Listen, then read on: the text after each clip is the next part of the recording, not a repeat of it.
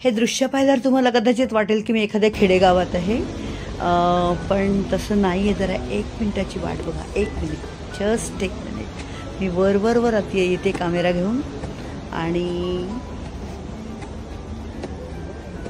इथे आल्यावर जे समोर दृश्य दिसलं ते इतकं अप्रतिम आणि इतकं सुंदर होतं की मी बघत राहू का कॅमेऱ्यामध्ये ते फोटो घेत राहू असा माझा गोंधळ झाला. अप्रतिम सौंदर्याने नटलेला हा समुद्र किनारा आहे. मी आलेली आहे आत्ता मडगावपासून 60 किलोमीटर अंतर आणि पणजीपासून साधारण 30 किलोमीटर अंतरावरती. पण आम्ही पणजीपासून आलो, साधारण 1 तासाभराचा प्रवास करून आम्ही या ठिकाणी पोहोचलो.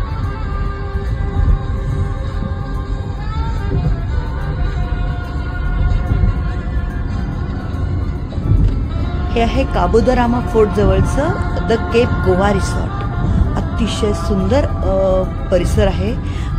एका समुद्राच्या जवळच्या खडकावरती वसलेलं हे एक रिसॉर्ट आहे आणि अतिशय सौंदर्याने नटलेला हा परिसर आहे आणि खूप सुंदर आणि स्वच्छ समुद्र किनारा आहे.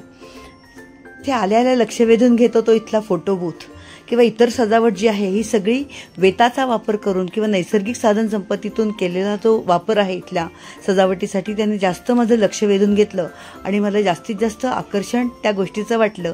आणि माझ्या लकीली मला समुद्र किनाऱ्याच्या बाजूचं टेबल मिळालं आणि अनेक दृश्य मला तिथे टिपता आली. म्हणजे किती अप्रतिम सौंदर्य होतं आणि निसर्गाच्या छटा कितीतरी मी त्या ठिकाणी टिपल्या आहेत. मी गेले होते खरं तर सनसेट बघायला, पण अचानक त्या ठिकाणी त्या दिवशी क्लाउडी झालं सगळं वेदर आणि जो सूर्याचा गोळा जो समुद्रात डुबताना बघण्याचा जो आनंद असतो नैसर्गिक, तो काही मला त्या दिवशी टिपता आला नाही. पण काही हरकत नाही. निसर्गाच्या छटा म्हणजे सूर्य ज्या पद्धतीने खाली जात होता आणि ढग जसे त्याला झाकोळत होते ती सुद्धा दृश्य सगळी अप्रतिम आणि टिपण्यासारखी होती. म्हणजे या विविध रंगछटा म्हणजे किती डोळ्यात साठवू असं मला त्या दिवशी होत होतं.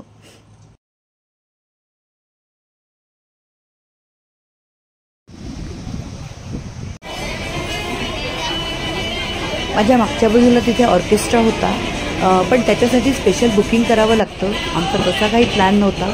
एक निसर्ग सौंदर्य बघण्याच्या दृष्टिकोनातून आम्ही फक्त तिथे 2 तासाचा वेळ घालवून निघालो. पण हे रिसॉर्ट अतिशय सुंदर आहे. समुद्राच्या खडकावर वसलेलं हे रिसॉर्ट आहे आणि कॉटेजेस आहेत तिथं राहण्यासाठी. तुम्हाला त्याचं ॲडव्हान्स बुकिंग करून जावं लागतं. बाकी काही गोष्टी म्हणजे मी त्या पद्धतीने गेले नसल्यामुळे मी काही फार चौकशी केली नाही.